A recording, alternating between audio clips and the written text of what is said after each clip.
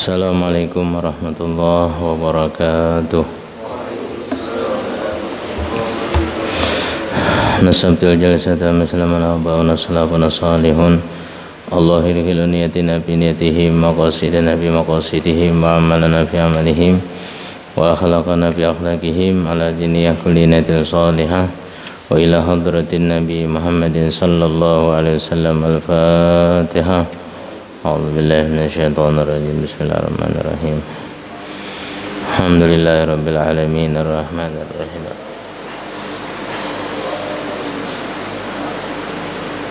Shiratal ladzina an'amta 'alaihim ghairil maghdubi 'alaihim waladdallin. Amin. Bismillahirrahmanirrahim. Alhamdulillahirabbil alamin. Allahumma salli ala sayyidina Muhammadin wa alihi wa sahbihi ajma'in.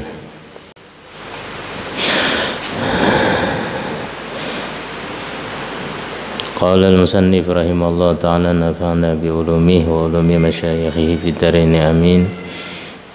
Nawayna ta'allum wa ta'lim, tadhakkur wa tadhkir wa nafa' wal intifa' wal ifada wal istifadah wal hasanah tamassuk bi kitabillah sunnati rasulih wa du'a ilal huda wa dalalata 'alal khairi tiga wajillah mardatihi wa qurbihi sawabihi subhanahu wa ta'ala. Bismillahirrahmanirrahim.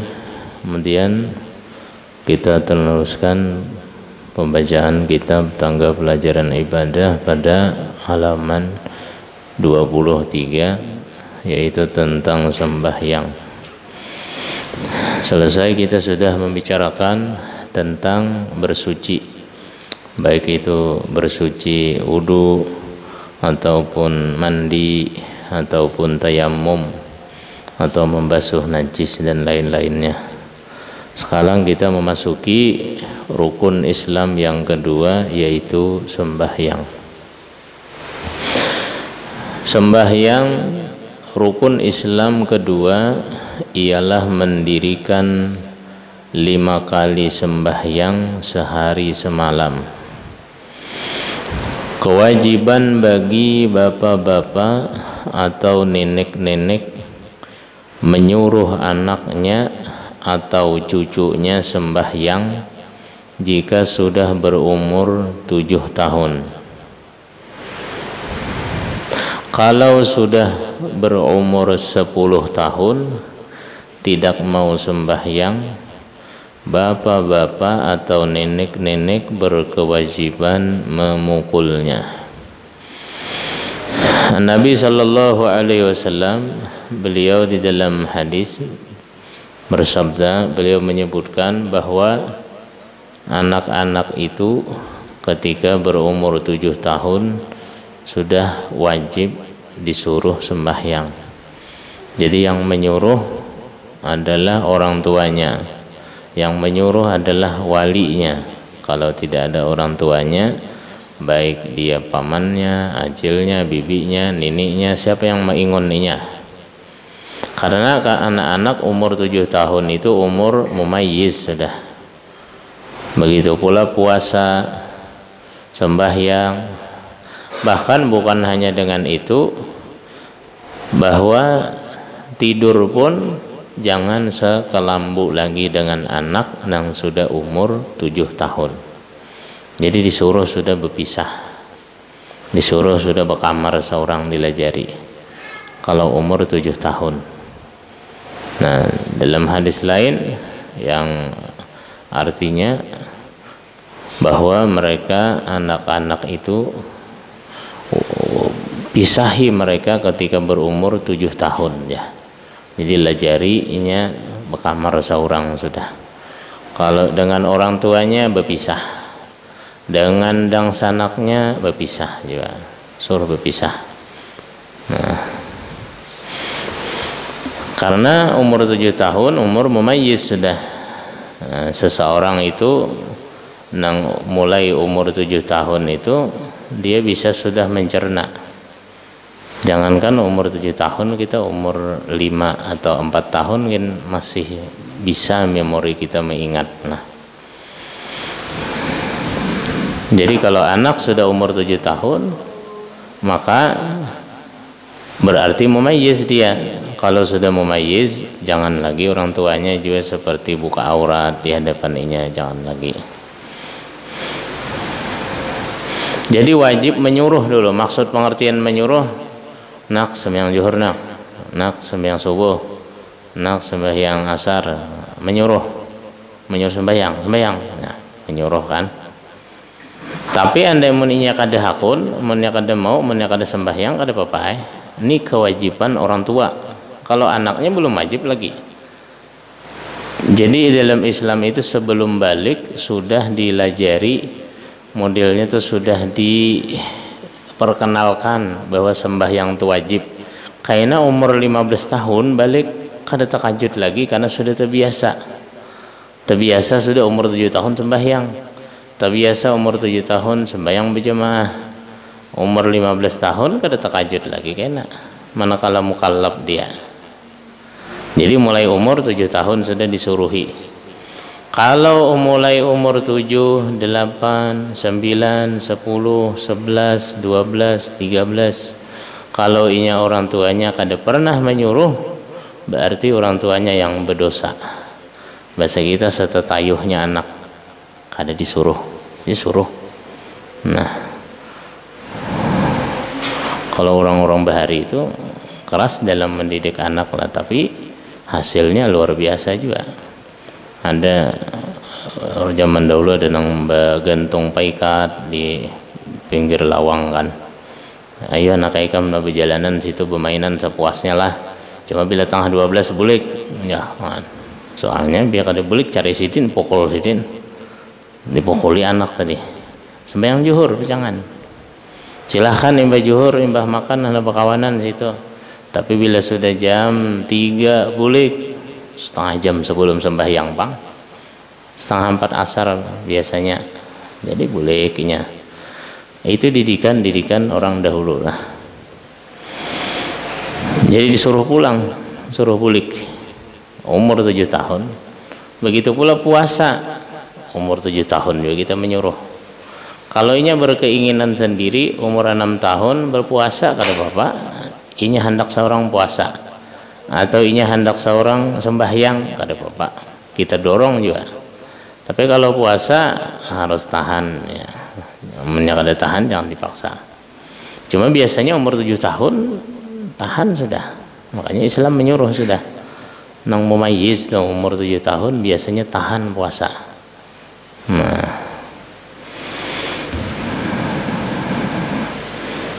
jadi kewajiban tertuju kepada orang tua untuk menyuruhi. Jadi tiap waktu itu suruh tuh. Karena sembahyang lah asar pulang lah, jangan kada sembahyang. Nah, tiap waktu menyuruhi. Amun kada menyuruhi kawitannya yang berdosa. Kemudian kalau sudah berumur 10 tahun tidak mau sembahyang, bapak-bapak atau nenek-nenek berkewajiban memukulnya aja.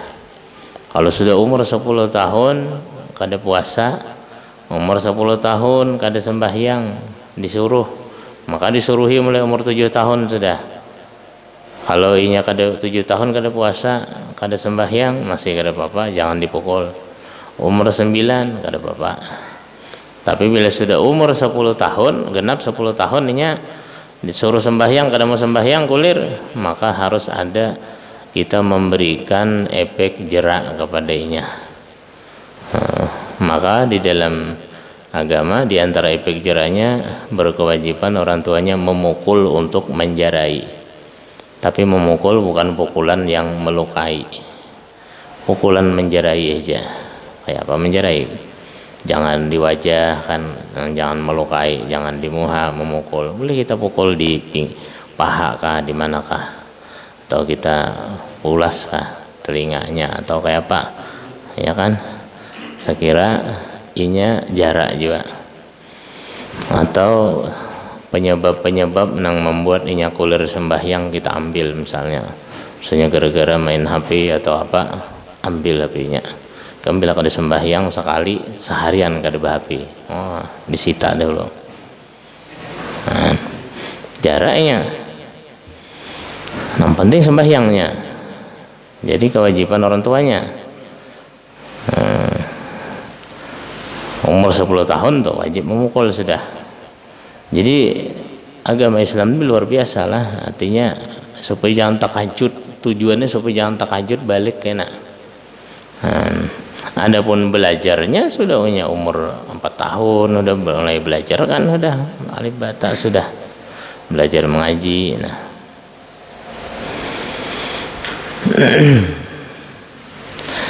Nah jadi sembahyang atau salat ini menurut bahasa artinya salat itu adalah doa. Salat itu maknanya mendoakan kebaikan.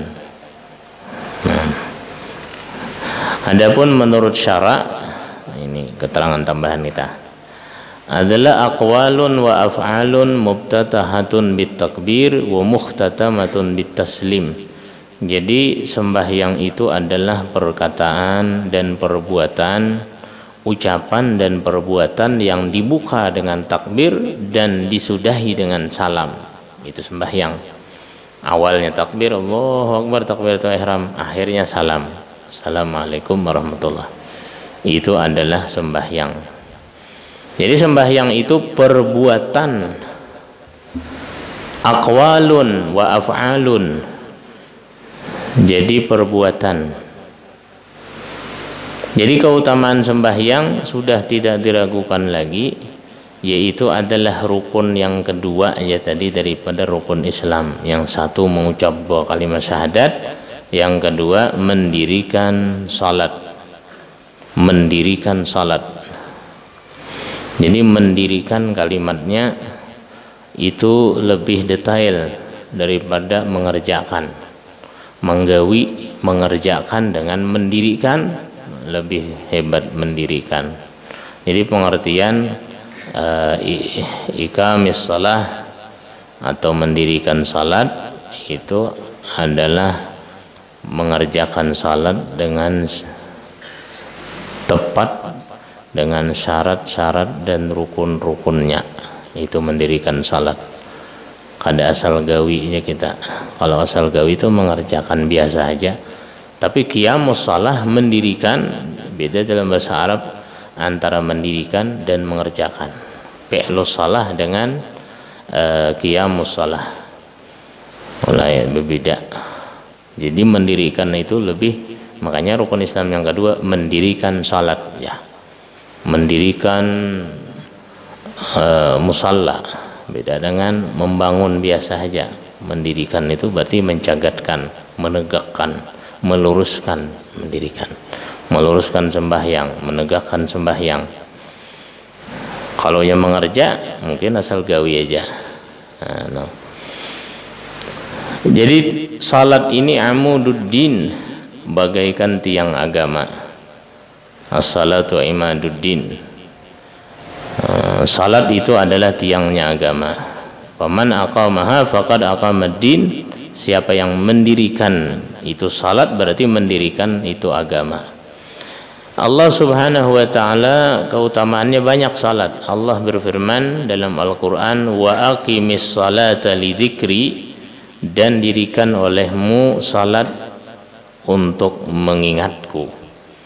Jadi sembahyang ini diantara hikmah dan tujuannya kita sembahyang adalah untuk mengingat Allah Subhanahu wa taala. Jadi dalam seharian ini 24 jam mungkin kebanyakan waktu kita lupa dengan Allah, sehingga diantara rahmatnya Allah, kasih sayangnya Allah, maka Allah Subhanahu wa ta'ala wajibkan sembahyang. Dan sembahyang itu adalah untuk komunikasi kita dengan Allah. Jadi kalau sembahyang itu kita aja bermunajat. Kalau ini kita membaca Quran tuh membaca kalamnya Allah. Tapi kalau sembahyang itu berpandiran dengan Allah ya. Berpandiran kita. Karena salatnya kita, Fatihahnya kita itu dijawab oleh Allah, bacaan-bacaan kita dijawab. Dijawab oleh Allah Ta'ala. Cuma kita kadang sampai makamnya untuk mendengarkan jawaban itu lagi.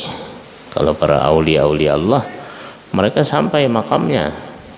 Seperti Sayyidi Ali Khali Qasam. Itu nenek moyangnya Sayyidina Al-Faqih Muqaddam. Beliau di antara karamah beliau, keistimewaan beliau, apabila beliau salat, bila mengucapkan assalamu alayka ayyuhan nabiyyu wa rahmatullahi wa barakatuh, itu mengucapkan salam kepada Nabi kan, assalamu alayka, ucapkan salam kepada pian ya Rasulullah. Jadi Sidin itu mendengar jawaban daripada Rasulullah, langsung suara Nabi langsung menjawab, wa alaikassalam ya Syekh, ya, dan kepadamu juga salam wahai Syekh Ali Khalil Qasam, orang yang pertama kali bermakam di Zambal, di pemakaman di kota Tarim itu. Sidin itu mendengar langsung. Dan di antara keistimewaan beliau juga bukan hanya Sidin yang mendengar suaranya Rasulullah, orang-orang yang umpat berjamaah dengan Sidin mendengar juga. Mendengar juga orang yang umpat berjamaah dengan Sidin. Makanya orang banyak yang bercita-cita hendak sembahyang di belakang Sidin demi hendak mendengar suara Nabi menjawab. Itu munajat, sembahyang itu munajat, lezat luar biasa lah, kelezatan. Makanya disuruh untuk mengingat Allah, sembahyang untuk mengingat Allah. Kalaunya dalam sembahyang kita lupa dengan Allah, bagaimana di luar sembahyang? Dalam sembahyang kita kadang ingat dengan Tuhan, padahal sembahyang tempatnya untuk mengingat Allah, maka kita lupa. Bagaimana di luar sembahyang kita? Wa qauluhu ta'ala wa aqimis salata tarafayin nahari wa zulafan minal lail innal hasanat yuzhibna sayyi'at dzalika dzikra lizakirin. Dirikan olehmu salat di pada dua tepi siang dan pada ketika memasuki malam. Artinya pada dua tepi siang, misalnya salat subuh, salat asar, kemudian di waktu malam salat isya. Sesungguhnya kebaikan-kebaikan itu dapat menghapus kejahatan. Andai kata orang ini kebanyakan berbuat baik, ini akan sempat bertobat daripada dosa-dosanya, maka kebaikan-kebaikan yang ia perbuat itulah sebagai penghapus dosanya. Kebaikan-kebaikan itu sebagai penghapus dosa. Itu merupakan peringatan bagi orang-orang yang mau mengambil peringatan. Itu ayat-ayat Quran tentang salat, nah, keutamaan sembahyang. Wa qala sallallahu alaihi wa alihi wasallam, dan Nabi kita lagi bersabda, innal abda iza qama bis salah futihat lahul jinan. Seorang hamba itu apabila mendirikan salat akan dibukakan baginya surga-surga, pintu-pintu surga dibuka. Wa kushifa lahul hijab bainahu wa bain rabbih, akan dibukakan baginya dinding yang mendinding antara dia dengan Tuhannya. Wastaqbalathul hurul ain, dan bidadari-bidadari surga itu akan menghadapnya. Malam yamtakhid au yatanakha, selama dia tidak berludah ataupun berdahak. Nah, itu keutamaannya, dibukakan pintu surga. Wa inna fi salati lasyifaan, sesungguhnya salat itu adalah sebuah penyembuh, bisa menyembuhkan daripada penyakit zahir dan batin kita. Wa ju'ilat qurratu aini bis salah, dan dijadikan ya Rasulullah ketenanganku dalam sembahyang. Kalau beliau merasa ada masalah-masalah, ada ujian, ada cobaan yang menurut beliau terasa berat dihadapi, maka Nabi kita cepat-cepat sembahyang untuk menenangkan diri. Jadi salat untuk penenang bagi beliau dan bagi orang-orang yang mewarisi daripada rahasia-rahasia Nabi, begitu pula. Jadi kalau orang yang khusyuk salatnya, sampai di dalam Al-Habib Abdullah bin Alawi Al-Haddad itu menceritakan tentang khusyuknya orang-orang yang sembahyang, sampai-sampai dia tidak sadar dan tidak mengetahui bahwa masjid yang dia sembahyang itu roboh pada tahu. Jadi orang abud jadi pasar Baghdad, masjid itu roboh, orang keluaran jemaah berataan, sidin aja seorangan lagi. Jadi tertinggal setampik papan aja lagi nang sidin sembahyang nang kada roboh, nang lain bukan.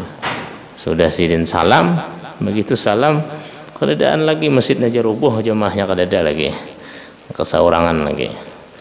Artinya begitu khusyuknya sehingga lupa dengan kejadian-kejadian yang di samping tadi. Dan salat itu kalau orang sudah merasakan kelezatannya, kenikmatannya, sampai-sampai dikatakan oleh orang-orang yang arif billah, menceritakan orang-orang yang diberikan al-ilmu laduni bisa merasakan sembahyang yang sebenarnya. Jadi salat itu sampai-sampai terasa lebih lezat daripada berhubungan suami istrinya. Lebih lezat, ada yang sampai keluar mani sembahyang. Kayak apa itu? Sampai keluar mani, begitu lezatnya. Itu kelezatan yang hakiki di dalam sembahyang. Macam-macam orang mendapatkan kelezatan. Itu kalau benar-benar mengerjakan sembahyang, artinya mengerja tata cara sembahyang zahir dan batinnya dipakai. Ya, sembahyang ada zahirnya, ada batinnya. Ada tata cara yang zahir menyempurnakan syarat rukunnya, ada tata cara yang batin juga. Ketika digawi oleh seseorang, dikerja oleh seseorang, lezatnya luar biasa sampai lupa dengan dunia ini, karena dunia kalau ada apa-apanya di hadapan Allah Subhanahu wa ta'ala. Itu keutamaan sembahyang. Wa innal abda idza qama yusalli utiya bi dzunubihi fawudi'at ala ra'sihi aw ala atiqihi fa kullama raka'a aw sajada tasaqatat anhu. Dan seorang hamba apabila dia berdiri sembahyang, kemudian akan didatangkan dosa-dosanya, maka diletakkan di kepala atau di pundak dosa-dosanya nih. Maka setiap kali dia ruku atau sujud, tasaqatat anhu, dosa-dosanya itu berjatuhan. Nah, jadi orang nanda sembahyang itu dosa-dosanya diandaknya di sini. Pasnya ruku tergugur, ya tergugur, ada balik lagi. Ketikanya sujud terjatuh juga. Bila sudah terjatuh dosa, kada terbulik lagi, berarti berguguran dosanya ketika dia mengerja sembahyang tadi. Dan sembahyang 5 waktu, sembahyang adalah ibadah yang paling utama. Awwalu ma yuhasabu bihil abdu yaumal qiyamah as-shalah. Ibadah yang pertama kali dihisab nanti hari kiamat adalah sembahyang. Jadi di dalam timbangan amal yang pertama kali ditimbang, dihisab, dihitung kayaknya sembahyang. Cuma sembahyang, salat ini menjadi ukuran utama.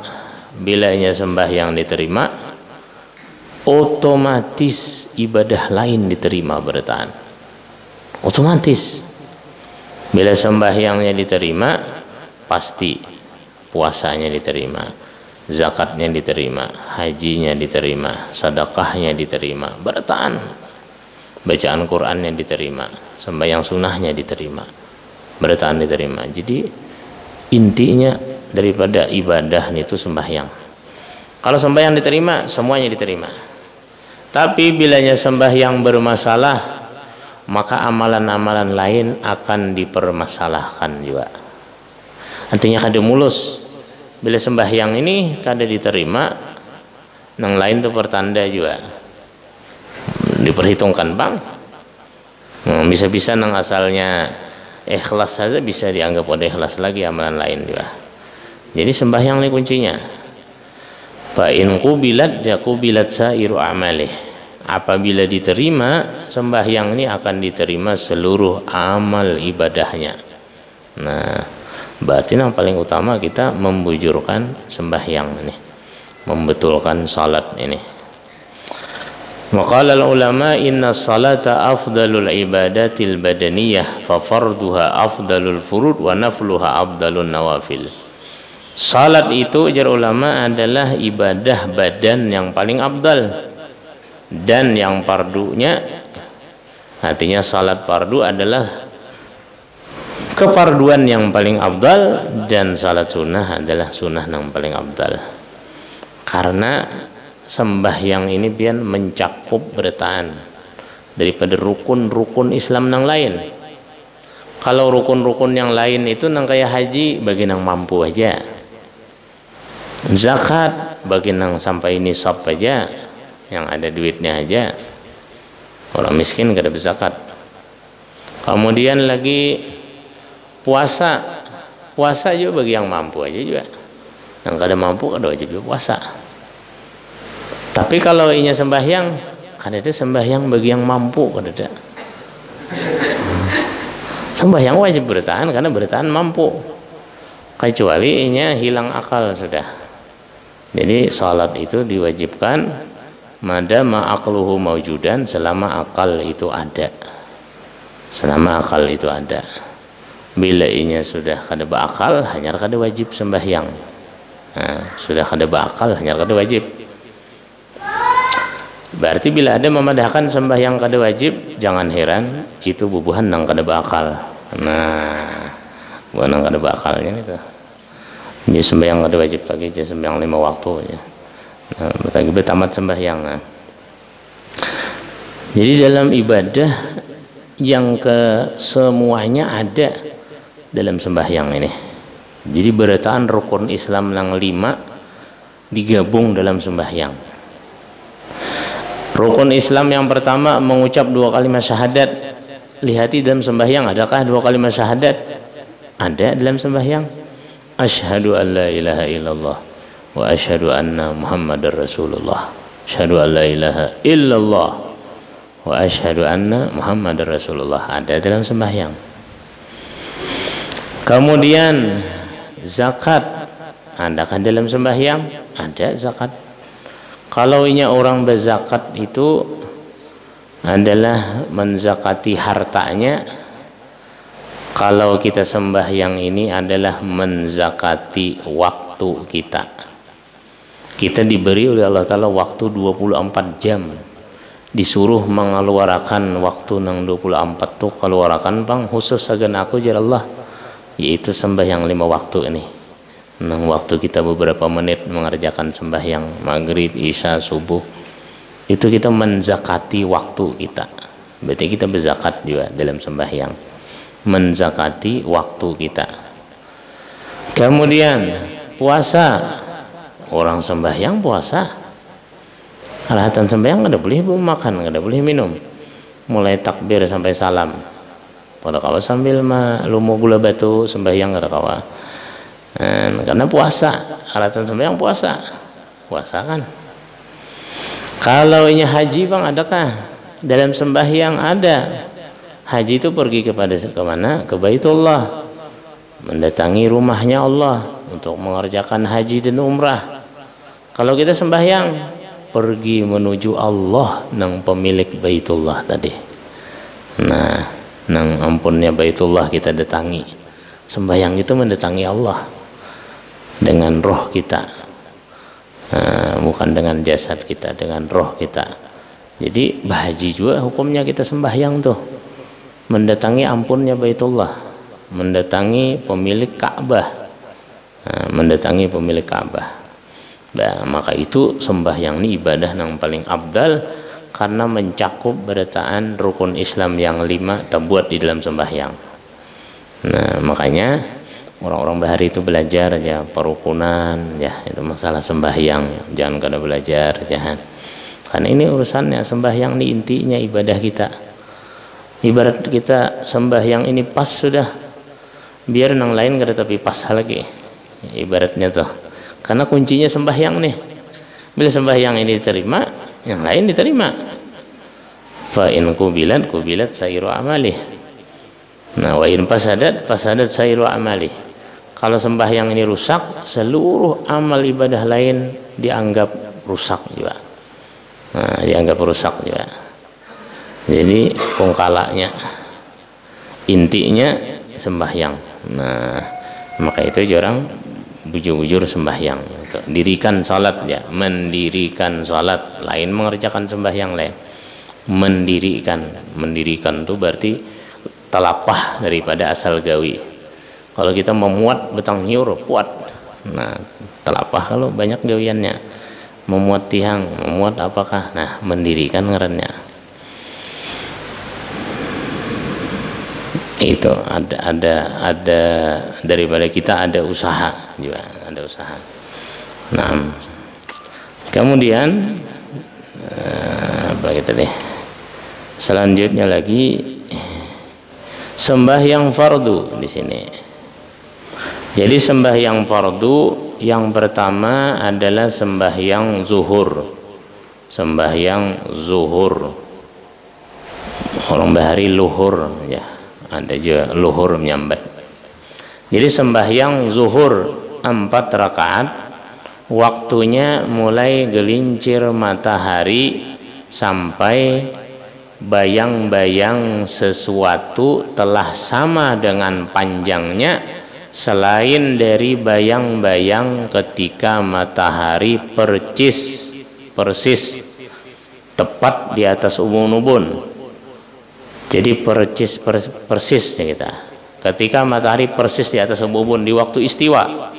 Jadi kalau waktu istiwaan itu, waktu istiwa itu setempat aja matahari pas di tengah langit. Kalau matahari pas di tengah langit kita cagetakan apakah benda, cagetakan di sekelilingnya ini ada model bulat sedikit kan, ada membayang. Itu namanya bahasa Arab zilul istiwa namanya, bayang-bayang ketika matahari pas di tengah langit. Bayang-bayangnya sama, sekelilingan sama jaraknya. Berapa jaraknya? Halus saja di sekeliling ini nanya, masih ada bayang-bayang. Itu zilul istiwa. Jadi hanya mau ukur kita dahulu pas istiwaan itu, ingat mana bayang-bayangnya ada misalnya kurang pada sejari, seujung koko misalnya kita garis bulat. Nah kalau kayak pulpen ini mungkin kita tajak kayak ini, kita balik ini pas mungkin di bayang-bayangnya, nah kita garis tadi. Nah jadi bila kita hendak mengetahui akhir dari waktu zuhur sampai bayang-bayang sesuatu telah sama dengan panjangnya, berarti kita loncatakan sedikit kan pas nang berdiri waktu nang matahari di tengah langit kada. Kalau pas berdiri kan ada bayang-bayangnya sekelilingan nih, itu kita garis dulu di tanah, garis tandai dulu. Karena kita hendak merabahkan, kita loncatakan sedikit lewati bayang-bayang tadi, jangan diompatakan mau ukurnya, hanya rabahkan. Nah cagat kayak ini dulu nih, sampai mana nih bayang-bayangnya kita garisi, garis bayangnya hanya kita rabahkan sakanya sama pas garis kita tadi. Bila sudah sama pas garis itu berarti itulah masuk waktu asar atau akhir daripada waktu zuhur. Nah orang barik itu munnya hujan ada kawa bang, mau ukur ada mataharinya.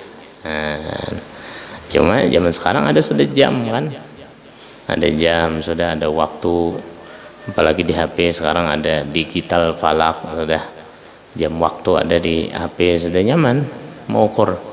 Kalau orang bahari pakai ukuran kayak itu di waktu zuhur. Jadi pas amun ngelincir matahari, amun waktu istiwa nih humbayangnya masih rata, sekelilingan. Waktu istiwa tuh matahari di tengah langit, jadi bayang-bayangnya rata. Kita garisi bayang-bayangnya rata le sekelilingan. Kalau kita ukur di sini sekelilingan sama, itu belum lagi zuhur, belum. Tuh pas matahari di tengah namanya, di tengah langit. Bila zuhur tuh gelincir matahari, artinya bergeser matahari ke arah barat. Bergeser matahari ke arah barat berarti humbayangnya di arah timur. Humbayangnya di arah timur, bayangannya. Nah pas kita lihati bayang-bayang ini miring sudah, kada rata lagi sekelilingan. Bila kita lihat miring sudah, itu gelincir matahari, itu zuhur sudah. Zuhur. Istiwanya setempat bangetnya waktu istiwa. Kalau ini pakai jam waktu biasanya jam 12 tuh masuk sudah zuhur. Cuma biasanya ulama-ulama apalagi ya kita ada waktu ihtiyat namanya, ambil apik diliwatakan. Jadi beliwat zuhur itu ditulis di jadwal jam 12:04 ya. Biasanya 4 menit itu ihtiyatnya kalau kita memakai jam waktu. Nah, sama aplikasi digital falak tuh berihtiyat juga. Kalau jam wit biasanya kada berihtiyat. Makanya wit biasanya terdahulu pada waktu. Kan ada ihtiyatnya. Ihtiyat tuh ambil apik supaya bujur-bujur yakin liwatakan ha. Ya, biasanya 4 menit paling banyak. 4 menit. Kayak zuhur jam 12 tuh bila jam 12 asal waktunya berukur saja dengan rubuh dengan matahari, berukur saja, maka ukurannya bila jam 12 itu mesti zuhur dah. Tapi bila beliwat 4 menit liwatakan. Kemudian yang kedua sembahyang asar 4 rakaat, waktunya mulai habis waktu zuhur sampai terbenam matahari. Mulai habis waktu zuhur sampai terbenam matahari ya, mulai habis waktu zuhur tadi pas umbayang tadi kan, sampai bayang-bayang sesuatu telah sama dengan panjangnya ya. Cuma tadi bukan selain dari bayang-bayang ketika matahari persis di atas ubun-ubun di pertengahan langit. Jadi kita nama ukur tadi jagatakan bilah dulu, kita ukur bayang-bayang istiwa tadi sesuai ganalnya apa yang kita tajak. Apa yang kita tajak ganalnya seperti itu. Misalnya kayak pulpen ini mungkin bayangannya hanya ujung-ujungnya aja, mungkin kurang lebih setengah kelingking, nggak mungkin halus. Jadi kita berpindah sedikit aja ngukurnya.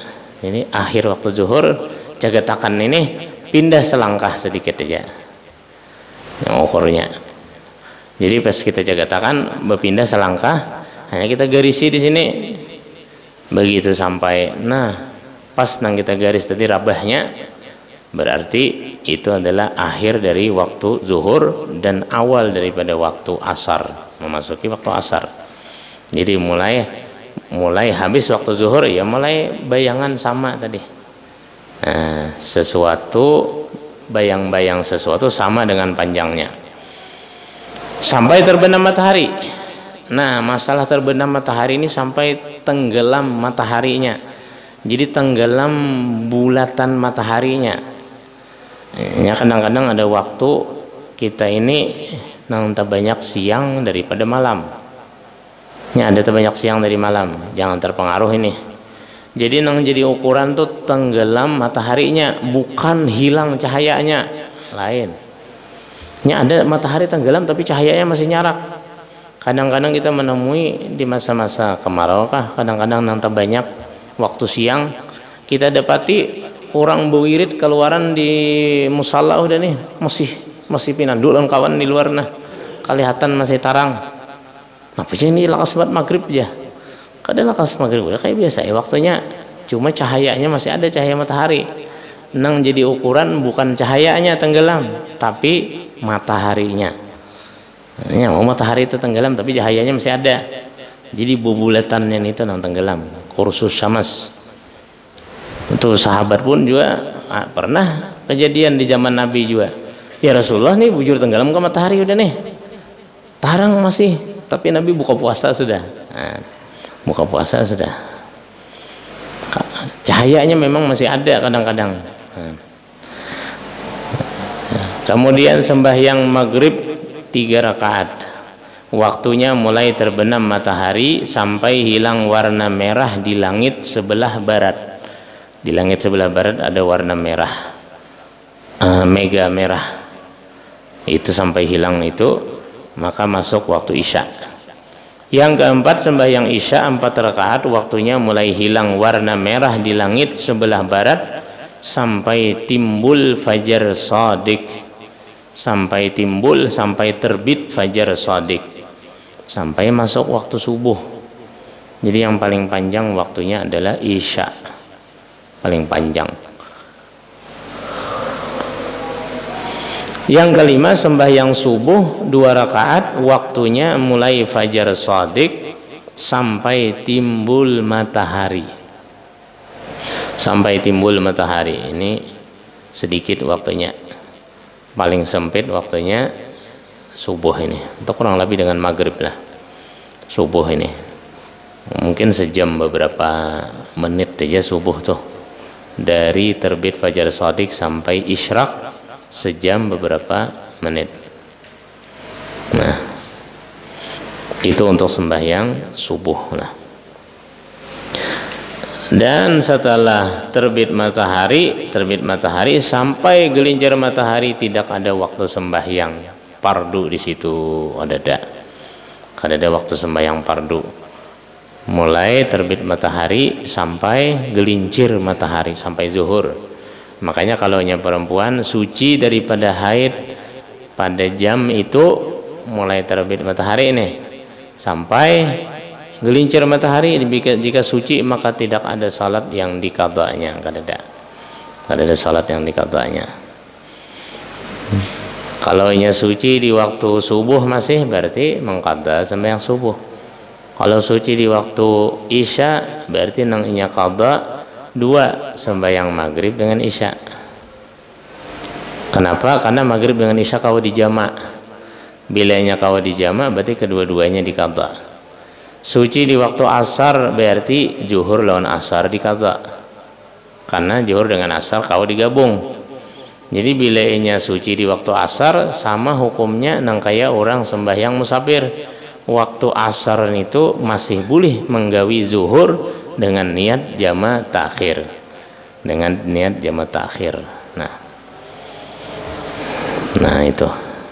itu keterangan pada malam hari ini tentang sembahyang lah. Kemudian selanjutnya nanti syarat-syarat wajib sembahyang selanjutnya. Wallahu ta'ala alam.